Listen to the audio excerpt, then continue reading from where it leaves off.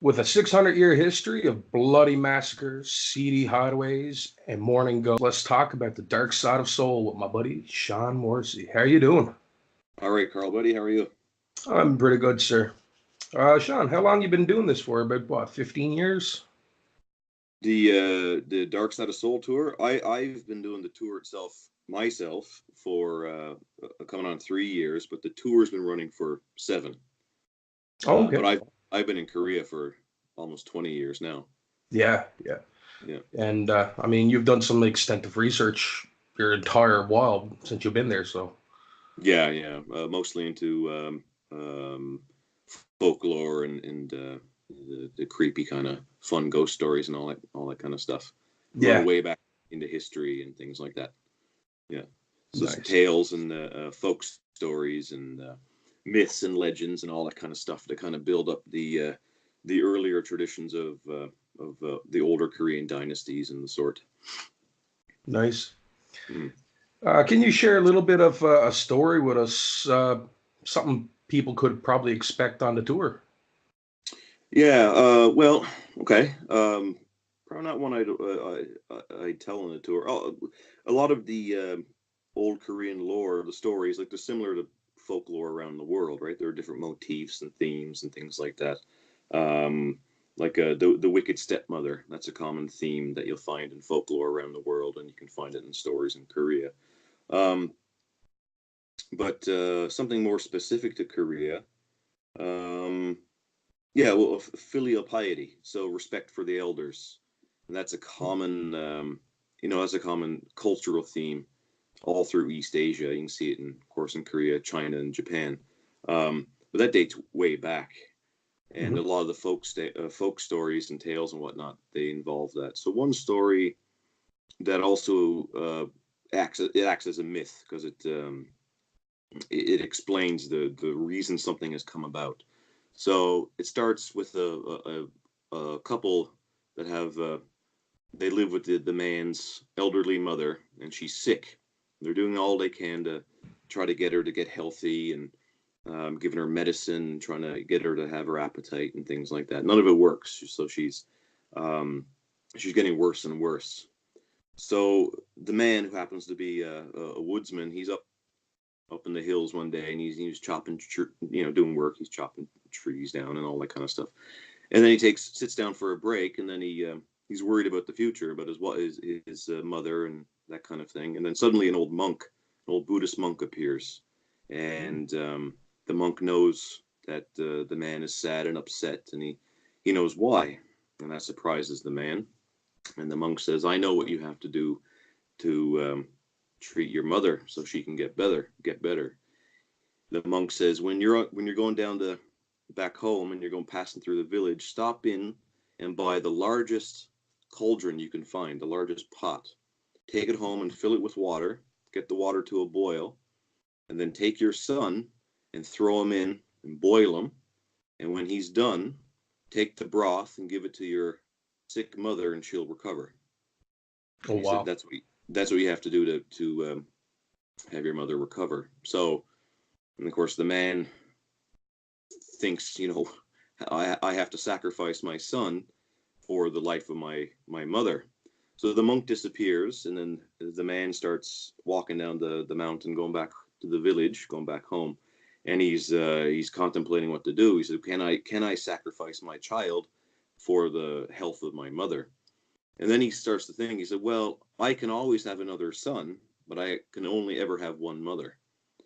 So he stops in along the way, buys the biggest cauldron, biggest pot he could find at the dealer, goes back home, lights a fire underneath it in the kitchen, and gets the water to a boil. And then his son comes home from school. And as the son walks through the kitchen door, the father grabs him, tosses him in the pot, and closes the lid tight and locks it. And then he drops down and he starts to cry, sad Yeah. at him and upset with himself, sad at what he's just done. So while he's weeping over the death of his son and what he's done to uh, his son walks through the kitchen door, and his son walks in, sees his father crying. He's like, "What's wrong, Dad?" And the father jumps up and looks at him, grabs him, and looks him over, and it's his son. Asks some different questions, only the son would know, and the son answers all the questions. So the father's baffled. He runs over, he unlocks the lid of the cauldron, lifts up the pot, he looks in, and his son's not in it. And what's there in his son's stead is a giant piece of ginseng that's in the shape of a man. And Okay. then he realized what had happened. The monk was testing the father's filial piety, his honor and respect for his mother. And by doing that, willing to sacrifice his son for his mother, the monk used his magic powers to make the father think he had seen his son, but in fact it was a giant piece of ginseng. So then they took the broth from the ginseng, gave it to the mother, the old sick mother, and she fully recovered. So that's the kind of story, the theme, the motif of filial piety and that kind of thing that you can commonly find through Korean lore. And sometimes on the tour we share stories like that. Nice, nice. Mm-hmm. So along with that one, I mean, without getting into too much detail, if you don't want to spoil anything, is there any one particular favorite tale from Seoul, Korea, or in Korean lore that really strikes you? Well, those ones, the filial piety ones, with those themes, those are often quite interesting. A lot of the other ones as well, that also just try to explain things. So they're more like myths. But I'll share you one that's an urban legend more than anything. Okay. That we tell at the end of the tour, and it seems to get a lot of. I guess it gets a shock out of everyone. People tend to like this one. So there's I have to preface it first, and when I'm doing the tour, I give this preface earlier on the tour. But in Korean lore, in old Korean lore, it was believed that if ghosts know your name and they call out your name, and you go to the ghost, it's going to kill you. So if you hear your name being called out in the middle of the night, you have to be careful who you're responding to. Never a good thing. So, the preface. So I preface that when I'm doing the tour itself. So give you that setup here. So there's a mountain down south called Jirisan, and culturally, I mean, on the south coast of the Korean Peninsula. So culturally, this is very, very important mountain. It's been important to the ancient shamanic religions of Korea, to Buddhism. Generally, when you translate Jirisan into English, it can mean mountain of exquisite wisdom. So the idea is that if a fool enters this mountain, they can leave a wise person. But the mountain's also very infamous for landslides. In any heavy rain, there's flash flooding, there's landslides, and the sort. And I've been in that mountain hiking several times during monsoons, and it's dangerous. So you've got to be careful if you're down the mountain when it rains. So several years ago, there was a group of university students, and they were hiking through the mountain. And along the trail, they came to a public shelter. So they went in to rest. And the shelter's always there. It's always open. There's never a ranger inside. And it's just a place where people can go in and they can relax while they're hiking. So one of the young women on the hike decided she didn't want to keep going. So she says to the group, I'm tired. I'm not into it today. I'm just not enjoying it. So everyone, you go off hiking on your own. And then when you're done, come back and get me, and then we'll hike down together. So the group asked her, "Is like, are you sure? We can just go down now." She's like, "No, don't worry about it. Just don't finish the hike because of me. I'll rest here. You guys go and enjoy the day, and then when you're done, just come and get me." Yep. So now her boyfriend was among the group, and the boyfriend said, "Do you want me to stay with you?" And she says, "No, don't worry about it. You just I'm fine. You love hiking. Join the hike with our friends, and then when you're done, just come and get me." So they say, "Oh, great, we'll see you soon." So about an hour went by. Her friends are not back yet. Started to rain a little bit, but she wasn't too worried. She knew that the mountain was dangerous in the rain, but it was still daylight. Wasn't raining too hard, and she figured, my friends will be back soon, so it should be okay. Another hour went by. Friends are not back yet. Starting to get darker, starting to rain harder. So she's starting to worry. Another hour went by. Friends are not back yet. Pitch blackout, pouring rain, and she's really concerned. And then suddenly she heard a bang, bang, bang, bang on the door of the shelter. And she can hear her friends calling out to her. And she jumps up and she opens the door of the shelter. Her friends fall in. They're all wet and they're muddy and they're cut and they're bleeding. And she's tending to all of them. And then she notices that her boyfriend isn't with them. So she says, "Oh my God, what happened? Where is he?" And one of her friends stands up a bit, puts his hand up on her shoulder, and he says, "I'm really sorry. It started to rain really hard. There was a landslide, and your boyfriend didn't make it." Oh So of wow. course she breaks down. She starts to cry, and her friends are comforting her, make sure she's okay.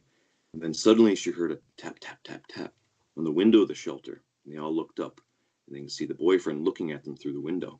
And then he disappears. And then they heard a bang, bang, bang, bang on the door of the shelter. And they can hear the boyfriend calling out to the girlfriend. And so she jumps up to go open the door. And her friends grab her and yank her back. And they said, "What are you doing? Are you nuts? You know what happens when you go to a ghost that calls out your name. So it's going to kill you." So Mhm. she said, I don't care. He's my boyfriend and I love him." So she runs over, she opens the door, a hand from the outside reaches in, grabs her, yanks her, and pulls her out and starts running down the trail. And it's her boyfriend. It's pouring rain out. It's muddy. She's slipping on the muddy trail, being dragged by her boyfriend. And after a couple of minutes of that, she kind of comes to her senses, stands up, pulls back from her boyfriend. She says, "What's going on? I don't understand what's happening here. Explain to me what's going on." Her boyfriend's all cut and muddy and bleeding and everything. And he stands up a bit, puts his hand on her shoulder, and he says, "I'm really sorry. It started to rain really hard. There was a landslide, and none of our friends made it." Oh wow. So that's the ending story that we tell on the tour, but nothing related to the lore. Just like a fun urban legend kind of story. Yeah, Mm. that was a nice little twist. I like Yeah, that. yeah, yeah. So you can take that one. You can keep that one. Tell that to anyone who's not watching today. Yeah, yeah, Mm. that is. I like that, man. I Yeah, I wasn't like the twist. expecting it. Yeah. Now, a colleague of ours, Robert Neff, told us that story, and so we used it on the tour. Nice. Yeah. So yeah, when I do my writing, um, when I write horror, I like the twists. So when I write horror comics and stories and stuff, I often put a twist in it. Nice. Mm-hmm. So you've had recently had a successful Kickstarter, Yep. and that was to fund the creation of the Dark Side of Soul comic book that you're doing. You want to tell us Right. a little bit about it? Okay. Yeah. Yeah. I'm not going to tell too much of the stories. So No. yeah. So first, the tour company, Zen Kimchi Tours, they wanted to get into publishing.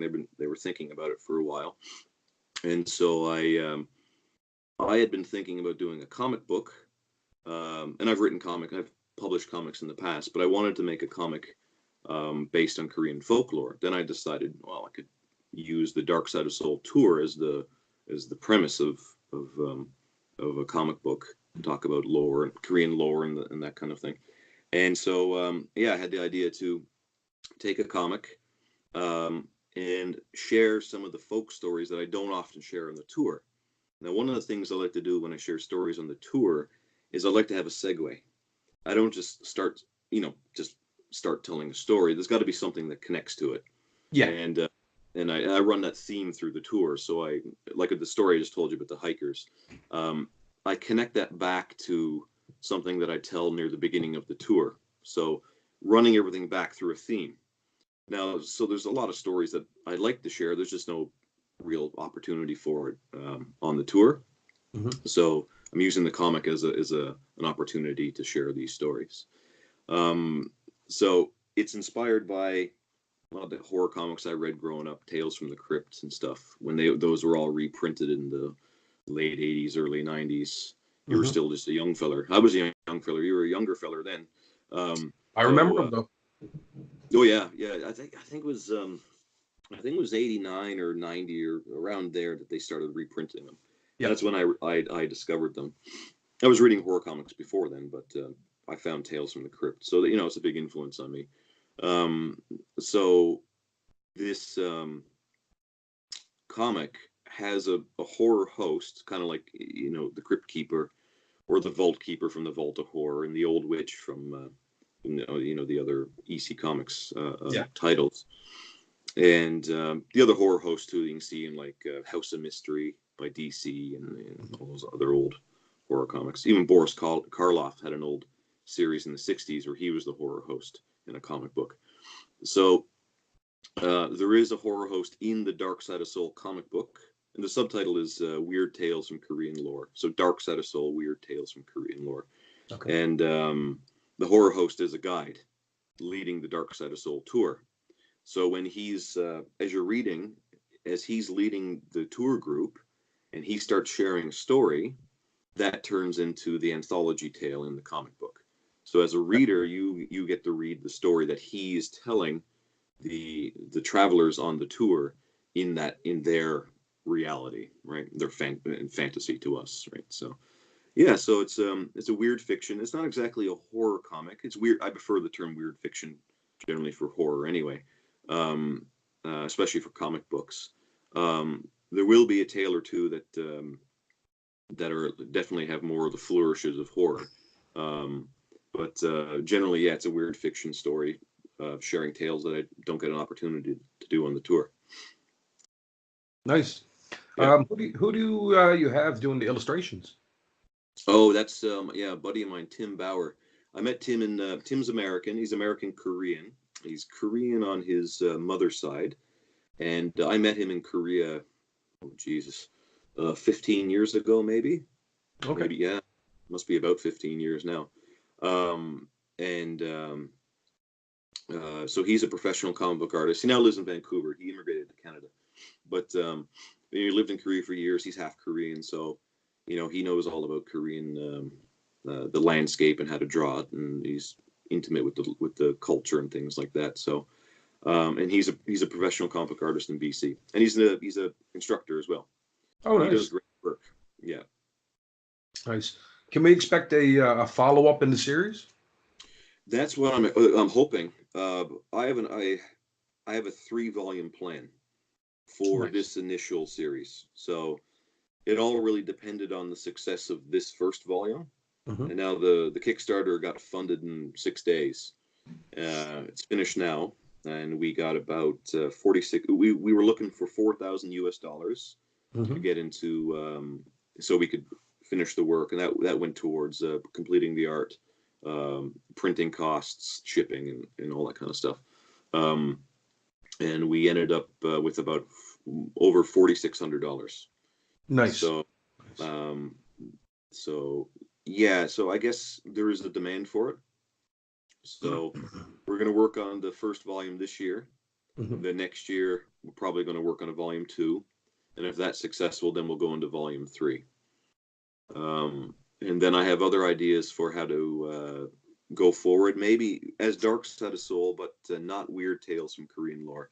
I'd probably just change it up, and I would.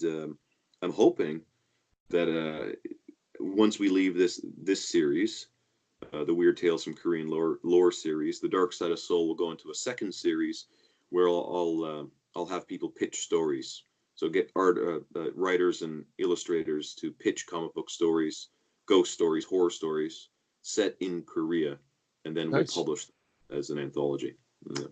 Are you doing black and white on the first printing or color? Or? No, we're going color. Yeah, we're initially going to go black and white, Mm-hmm. but we had a stretch goal on the Kickstarter, which gave us enough money to now print in color. So Tim had the idea to print in color in the way a lot of the old comic books were colored. So the coloring style will be like the old 1950s horror comics. That's awesome. Nice and flat, and kind of the gory images and very flat and stuff like that. So yeah, it's going to look great. Nice. I'm looking forward to it. Initially, how many, right off the first printing or whatever, how many copies? Only 100 in the first print.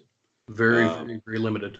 Yeah, we're doing it. And that's done on purpose. We want to make the first printing limited. The first printing is going to be color. Second printing, we're looking probably upwards to about 500 to 1,000 copies, and it will be black and white.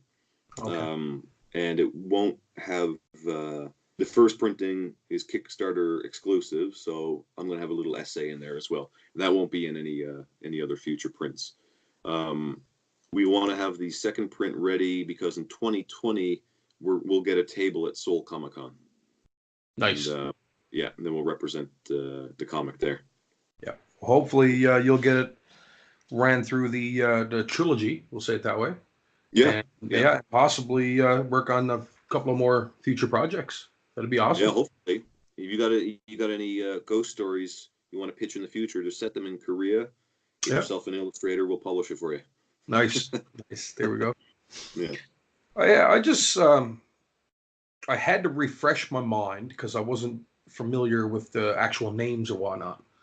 But I'm not totally oblivious to some of not Seoul, but Korea in general. Mm. So I just jotted down a couple of points of interest for some Korean ghost stories, Yep. and there's two there. You're gonna have to bear with me and pardon my pronunciation on.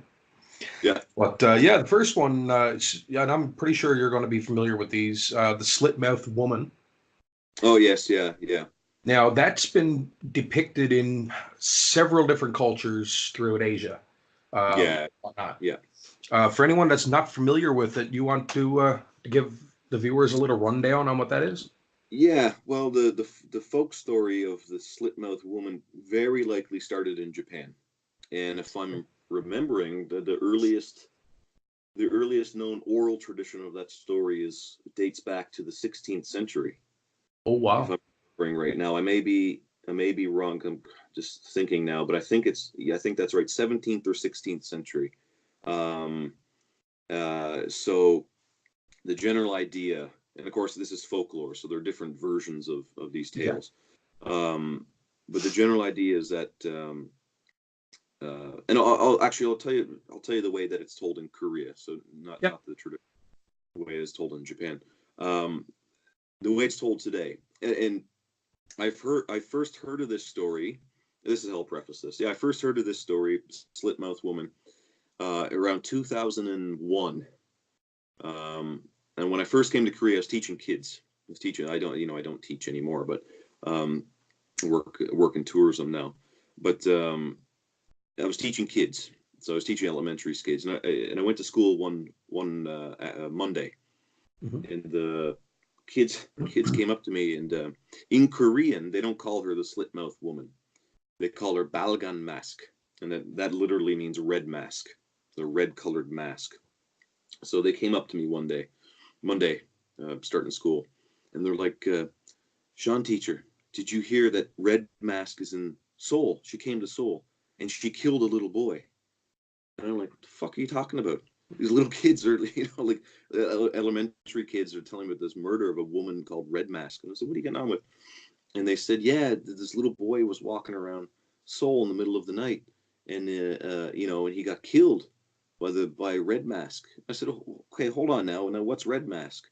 And so they told me, and they said, oh, it's a woman who she's wearing a red mask. Now, the mask that they're talking about today, when they tell the story, is the kind of mask you might see when they wear the East Asians wear when the air quality is bad.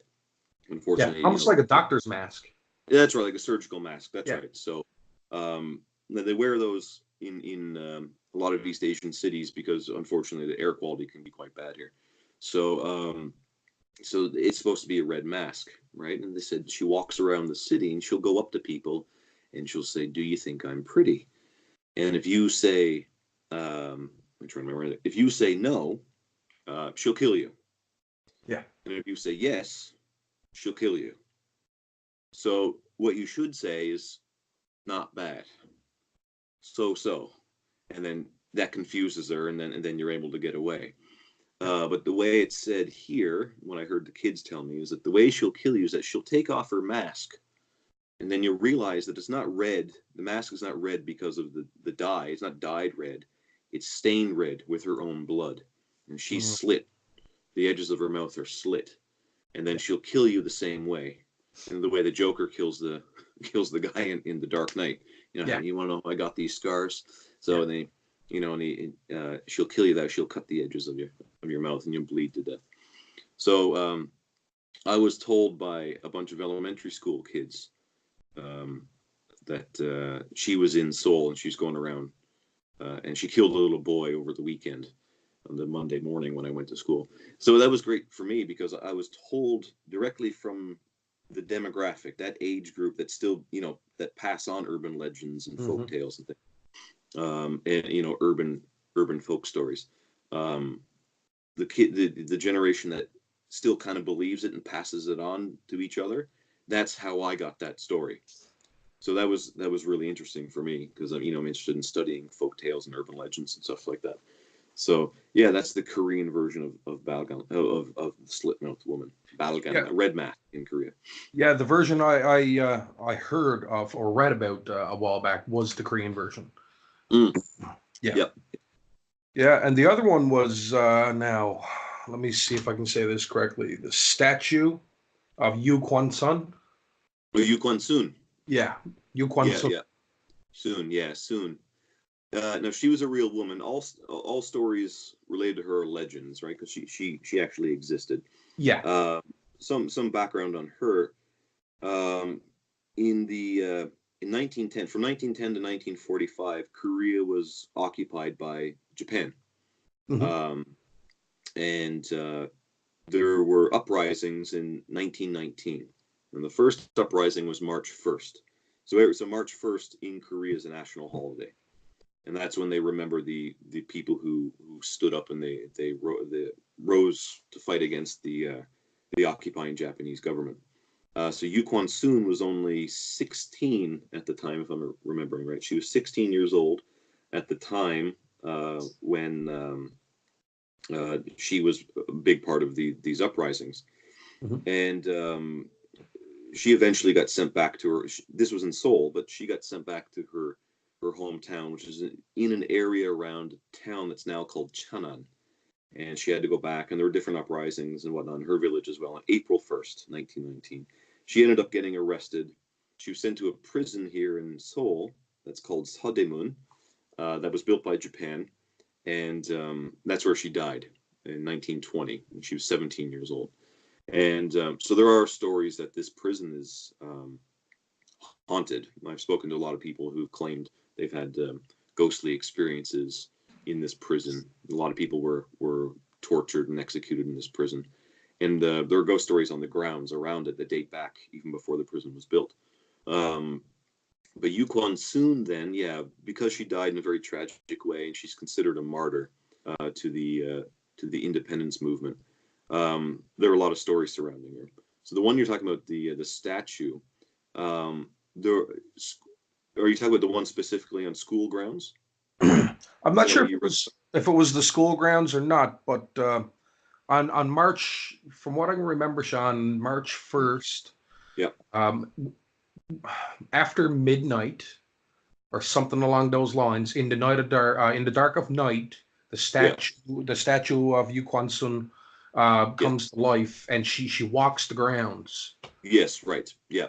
So, yeah, there's several different ways that the story is framed. Um, there's statues of her all over the country because she's a hero.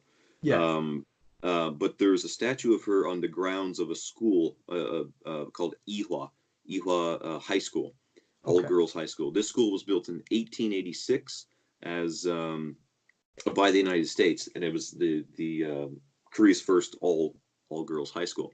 I think that Western style all girls high school, and there was a statue of Yu Kwan Soon on the grounds of that school, and because she went there, and I think that's right. I think she went there, and um, yeah. So they say on March 1st that statue comes alive and walks around the grounds of the school.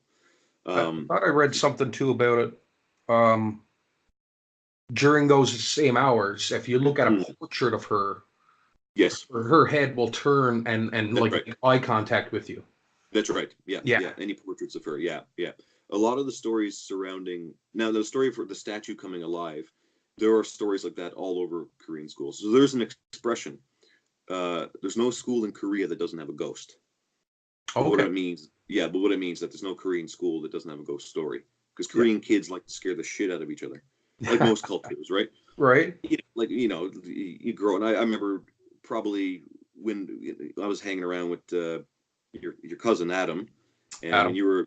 you and Tyler were young fellers, and we were probably Halloween. Remember we used to have the Halloween stuff at the house there Yeah. when we were growing up in the 90s. That was good Don't time. know.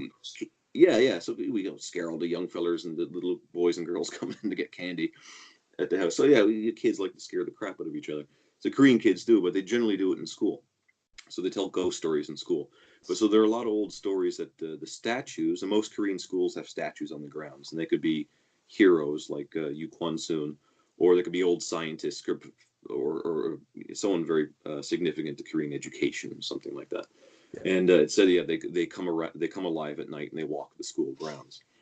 So, but yeah, so statues of Yu Kwon Soon specifically, if she's on the grounds, statues are on the grounds of the school, she comes alive. The statue comes alive on March 1st. But now, the park where this uprising first happened on March 1st, 1919, is in Seoul, central part of Seoul, and it's called Tapgol. And that means like pagoda. So the grounds there are old. In the 1400s, there was, or the 14th century, try to remember exactly when it was on these grounds, there was a Buddhist temple there. And the temple's long gone, but now the grounds were a park, and that was Korea's first Western-style public park. It was designed by an Irishman, years and years ago, over 100 years ago, and yeah, so that's where the uprising was in March 1st, 1919, and Yu Kwon Soon was, really important in that uprising, especially getting younger people. Like her students or classmates and stuff like that involved in the uprising. Yeah. So they say if you go to this park at night on March 1st, now you can't actually enter the park at night. They lock the doors, so you can't get in. But they say if you go to the gate on March 1st at night, you'll hear her ghost walking around the inside of the park, and she's saying Korea independence forever. Because I when read that. Yes. Yeah. So yeah. So when she died long before Korean independence was had. When she died in 1920. Independence didn't happen until 1945.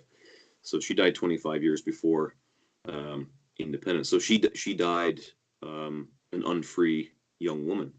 Yeah. So the idea is that she died tragically. She lived as a under Japanese rule, and she never experienced freedom. So the tragedy of her life and is now being repeated in the idea that she's a ghost and she's walking these grounds and she comes alive as statues and things like that. Yeah. Where she was noted as kind of a hero. Yeah. Pertaining to the ghost stories, is there any lore or myths about her harming anyone, or is she just No? No, that's what I was under the impression. She was just a spirit roaming. Yeah, that's right. Yeah. So she'd be called. She'd be in Korean lore translated. They might call it a haunted spirit. Okay. Or a haunted soul. Yeah. And it's just the same thing in our Western lore where if someone dies without finishing work, they have some unfinished business. Yeah, or they died tragically, they might remain, right? So it's the same thing with her. She died a martyr tragically. They haven't quite crossed over, so they're stuck. That's right. Yeah. That's right. Yeah. Now, another thing related to that might be when she was buried. Of course, she was buried by Japan. Now she was buried in an area that is in Seoul that is now Itaewon, and the grave is gone. So her remains are lost. So she has no grave. Now the government did give her kind of a makeshift grave in the late 1980s down around where her hometown was. Mm-hmm. And it's below a mountain where on March 31st, 1919, it said, one of the stories is that she climbed that mountain in the middle of the night and she lit the beacon fire on the top of the mountain. And this was symbol to all the people in her village that they have to go ahead with the uprising on April 1st, the next morning. So the idea is that she was giving strength and purpose to all of her people to stand up against the occupying Japanese government, the imperial government. So they made a little shrine there for her, but that's all that she has in terms of a grave. So people tend to believe the kind of thing where she wasn't buried properly and now she has a lost grave and her remains are gone. It could be, that that could give rise to the idea that she's now a ghost, unable to pass on. Yeah, It's an interesting story, though. yeah. It is. Mhm. The other one that I had to go back and look up, I heard about it. It was, I guess it's kind of a Korean version of what we know here in North America as like the hitchhiker ghosts. Oh, The okay. Yeah, the Jairuo ghost. Yes, that's Yeah, famous. The Jaido ghost. Jairuo. Jayu. Yeah, Jayu means freedom. Ro means like road or highway. Oh, So okay, Jaido means freedom highway. okay, Yeah, that connects to the idea. There are two roads, and there's one called the Jaido, which is the freedom highway, and the other one's the Tongyedo. And the Tongyedo is the reunification highway. And okay. that's where I live, just off of that highway. Actually, it's down the road. The reunification one. The idea is that both of them go north. They go north south. Okay. And if North and South Korea ever reunite, then those highways will connect the two countries. Yeah. Um, so yeah, so the Jaido ghost, yeah, yeah. So what did you read about it? I'm interested in knowing what you read about it. Yeah, no, basically, it's she just walks. It's like okay. Say you're driving down the road. You see this girl, beautiful girl, wearing a gown, Yep. um, and you slow down and you pull over, and you ask her if she wants a ride or whatever, and she gets in, and you could be talking to her, like she's there, and then Mm, all of a sudden you look up in your rearview mirror and poof, there's no one there. right. Right now, I know in certain stories in the North American version, there's tales of she'll say things to try to get you to be romantic with her, and Right. if Right. you say no, she kills you. Right. Or if you pull over and she's frantic and she's trying to get in and you don't let her in, she'll cause you to go off the road or something like that. Yeah. Um, yeah, so I never. I should have read more about the Korean version, but I No, figured I'd ask you about that. yeah, yeah. I was just curious what you may have read. Yeah, so there are different stories. Now, first I'll say I know two people who claim to have seen her. Oh wow, okay. Yeah. Now, one key feature of her is that she has no eyes. Mm, That's the key feature of what she's supposed to be really frightening. Her eyes have been gouged out. So one of the ideas is that people have said they've driven down that highway, the Jaiudo Highway, yep. um, in the middle of the night. Now that's a really busy highway. It's a multi-lane highway that people live up around. Like I don't live in Seoul. I live in a city in the northwest. Um, uh, from where I am, about an hour outside of Seoul. Um, and but this highway in the daytime is busy, but 3, 4 o'clock in the morning it's not. So a Yeah. lot of people have claimed, a lot of them are taxi drivers, they've claimed that they've seen a woman on the side of the road who's not hitchhiking, because Koreans don't hitchhike. There's no culture of hitchhiking here. Yeah. She's Okay. just on the side of the road, and it looks like she's wearing sunglasses, those big round frame sunglasses. And Yep. when they get closer and they see this woman just standing on the side of a highway, and this highway's there's nothing around it. If you're walking on that highway, you got to walk quite a ways to get to anything, It's to, like to the get any. TCH here. Yeah, yeah, that's right. Yeah, you wouldn't want to be walking on it. If you saw someone on that in the middle of the night, you'd probably scare the shit out of you because Yeah. where the Christ are they going? Yeah. So, so same thing. Not as remote as the Trans Canada back home, um, but yeah. So they've said that they've seen this woman there on the highway, and it looks like she's wearing sunglasses, and she's looking at the driver. But they slow down to see if she needs help. But when they get closer, they realize she's not wearing sunglasses. She has no eyes, and there's some states that got blood coming down her face and stuff like that. Okay.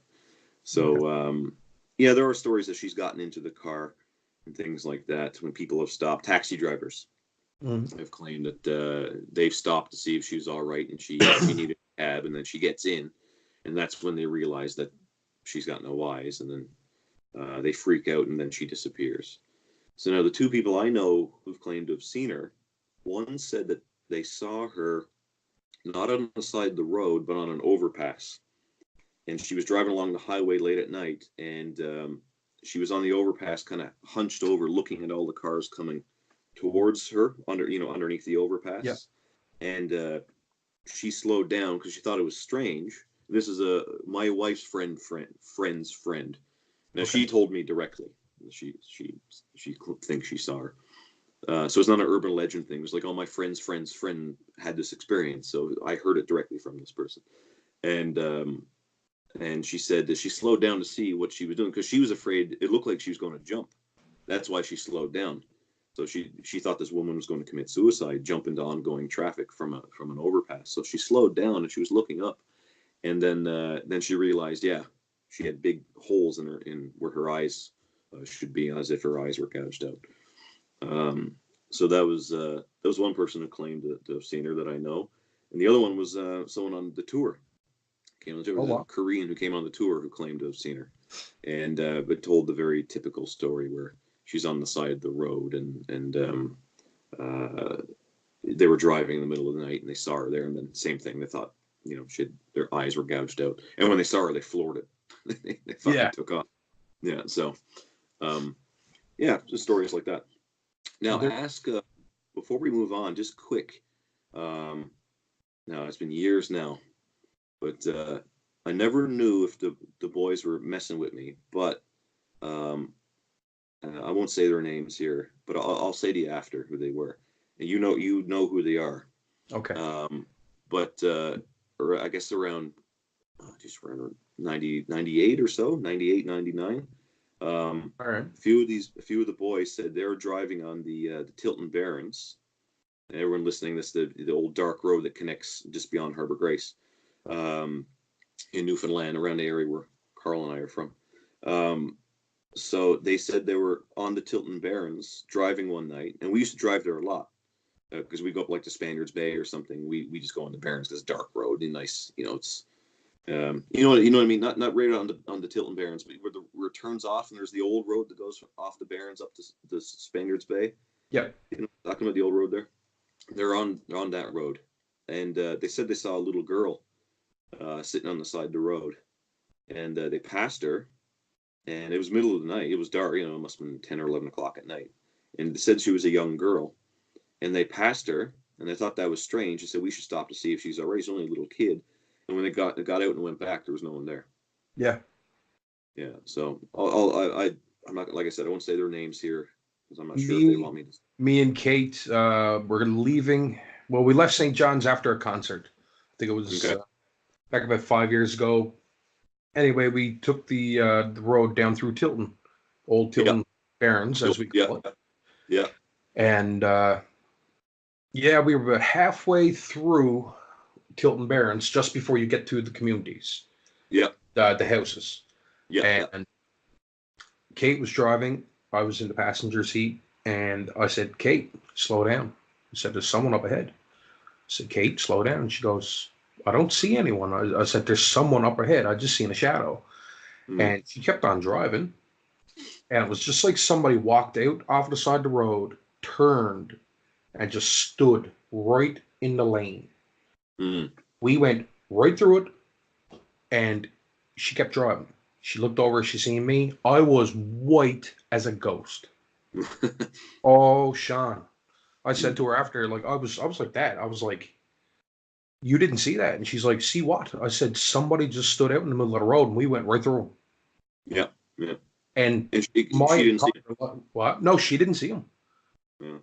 Right? And I've 36 years living here, and that was the first and only time I ever had an experience on that highway.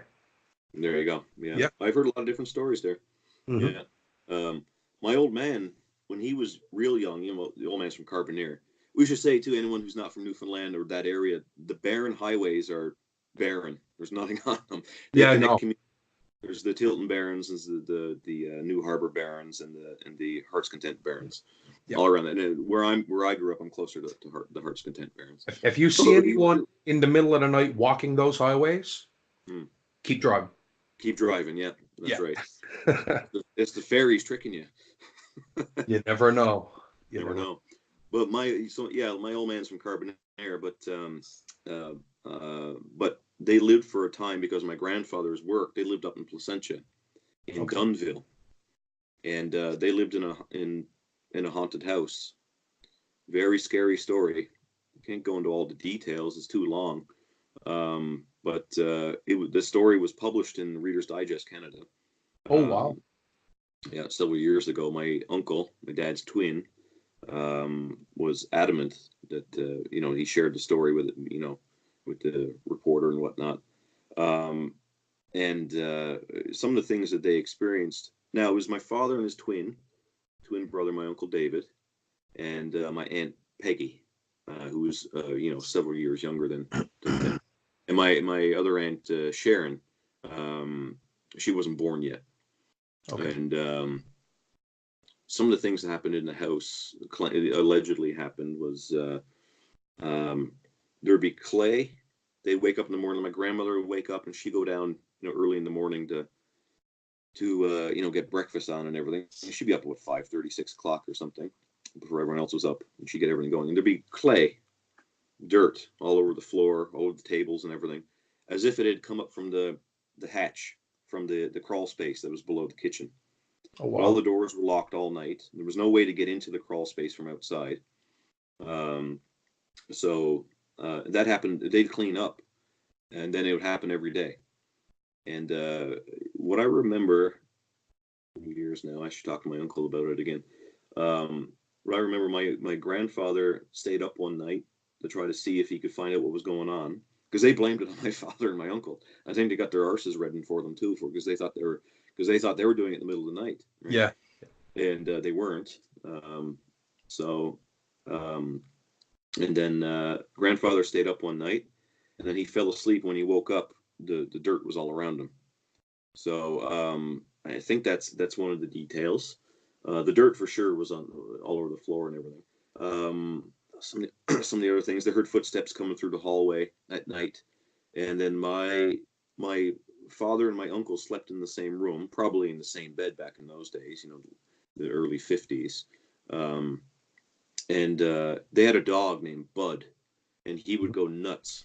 He'd go absolutely crazy.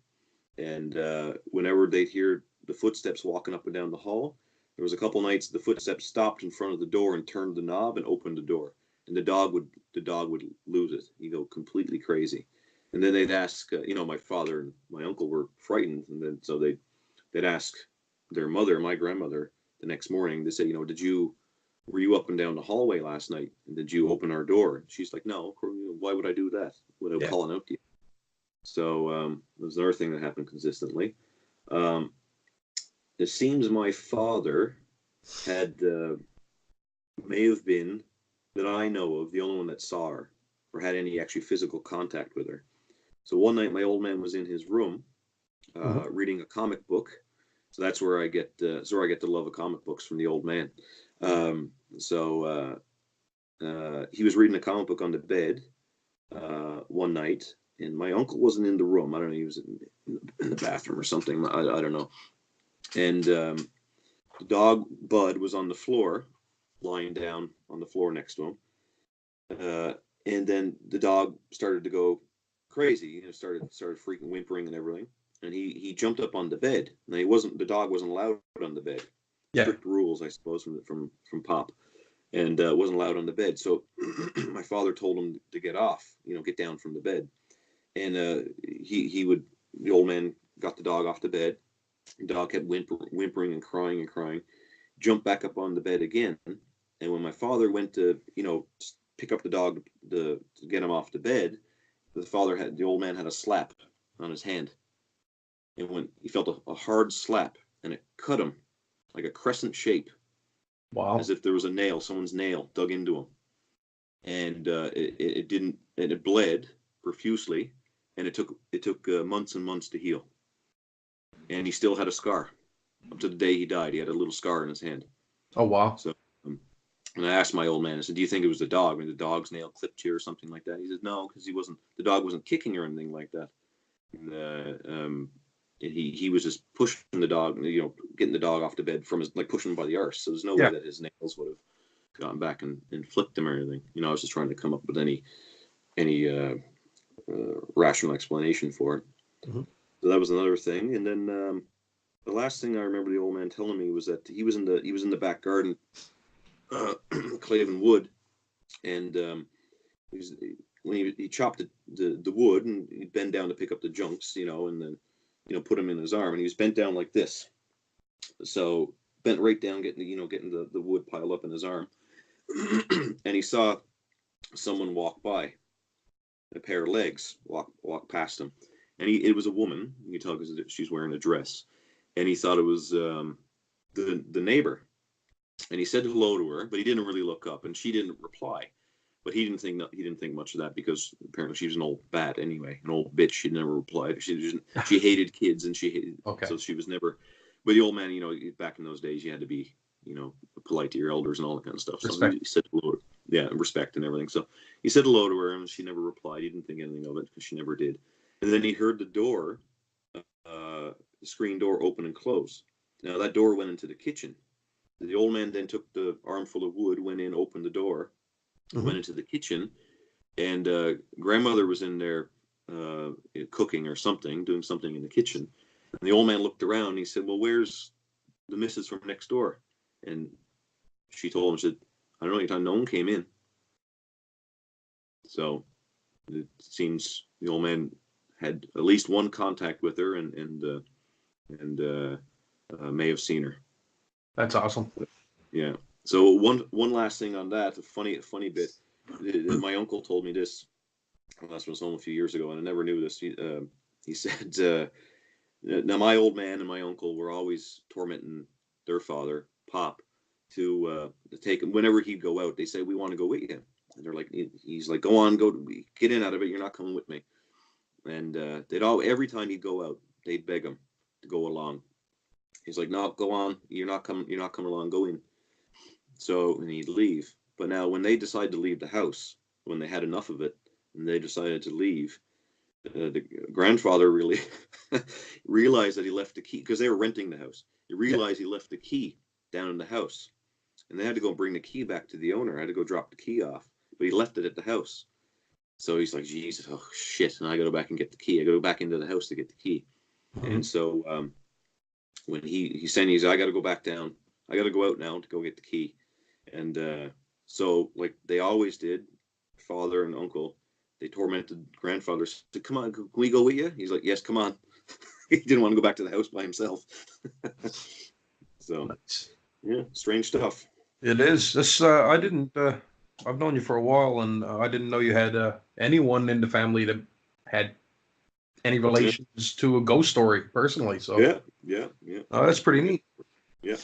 We got a couple of viewer questions. Sure. Yeah, and I guess we'll have to clue it up after that, man. Time is getting away. Yeah. But Mr. John Sheen wrote in, and he wants to know what the level of belief in the paranormal regarding to the general public is like in Korea. Now, if you around Seoul generally, it's probably pretty low. Okay. Historically, it was very high. Now there was because a lot of Korea's really old traditions are related to shamanic beliefs, shamanic religion, and this dates back 2,000-3,000 years. So 3,000 years ago it was a different, it was Korean people, but there was a completely different culture 3,000 years ago. Yeah. But a lot of those shamanic traditions have followed through. You pass through the generations, the different dynasties and whatnot. So they have influenced a lot of early beliefs. So Koreans literally believed that there were ghosts and spirits everywhere.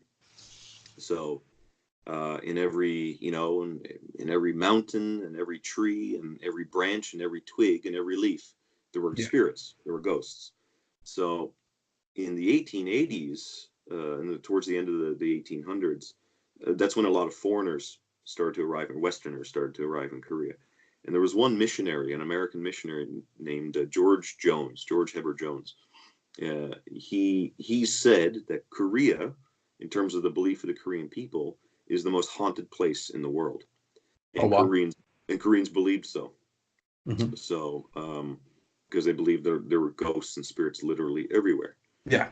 Some of them were malevolent, some of them were benevolent. So, but now, so today, like in Seoul, that's dropped off, and not. You can go to places where people will believe and whatnot. If you go to rural areas, there are still people who believe in these ancient shamanic traditions, and Yeah. so they do believe spirits are literally everywhere.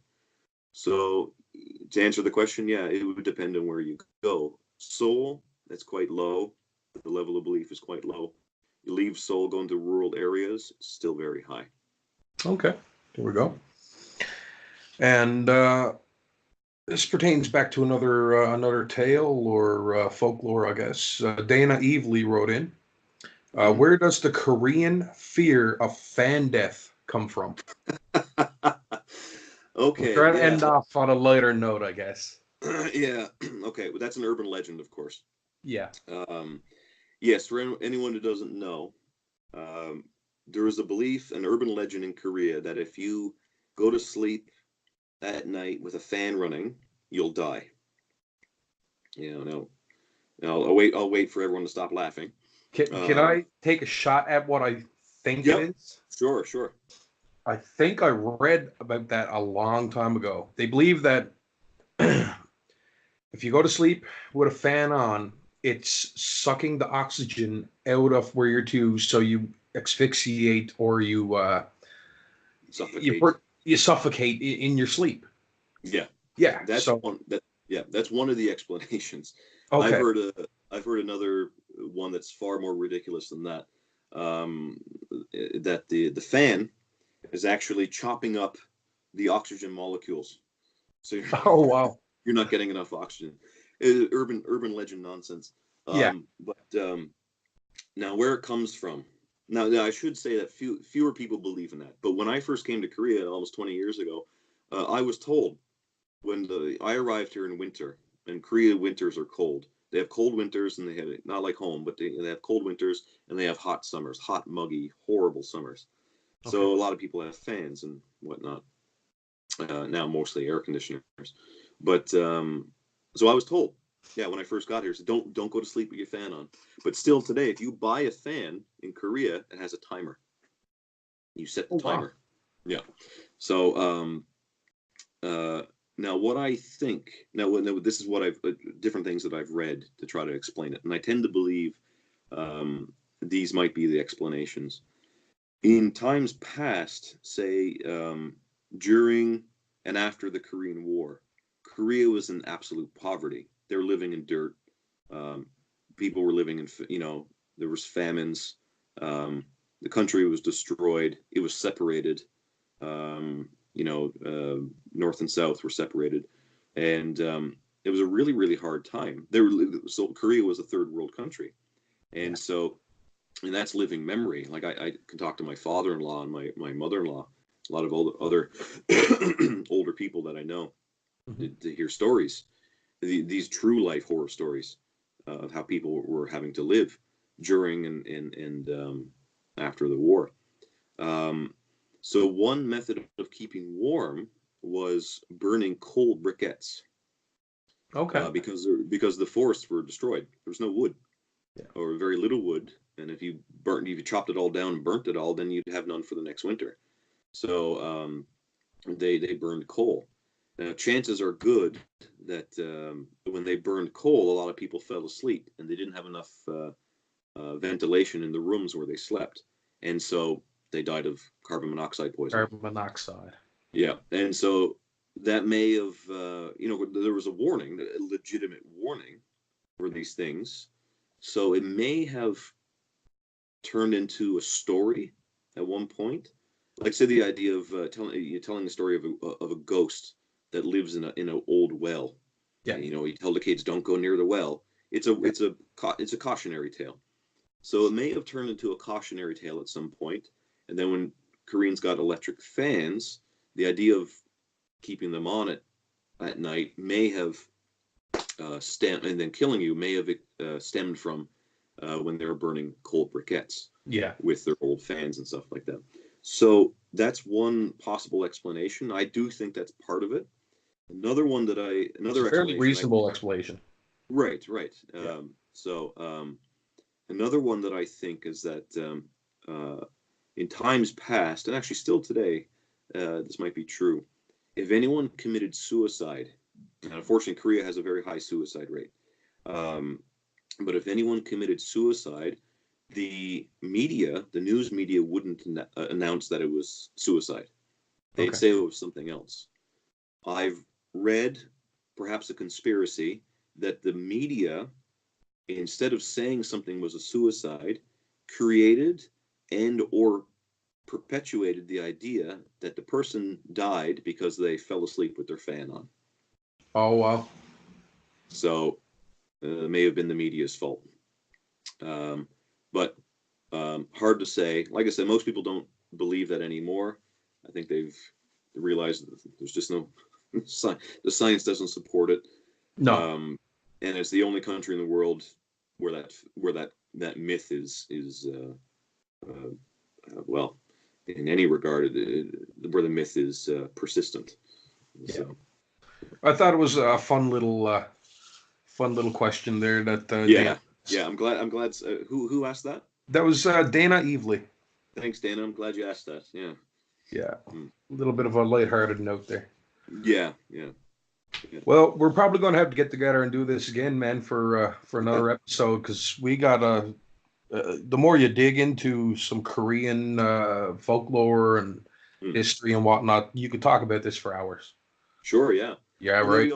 Yeah. Absolutely. Yeah. And I'll send you a copy of the comic when it's done. Nice. The comic will be available end of the year. Nice. So when I get the HorrorCon shirts done, I'll get your shirt size and I'll ship you one. Right on, and I'll send you the comic. Yeah. Yeah. I'll let you know how everyone can get one. There won't be any print editions for the first print because the first prints they're all gone. They've all been picked up through Kickstarter. Mm-hmm. But the digital versions will be available probably around December. I'll let you know. Yeah. Everyone. Well, perfect. Yeah. There we go. Buddy.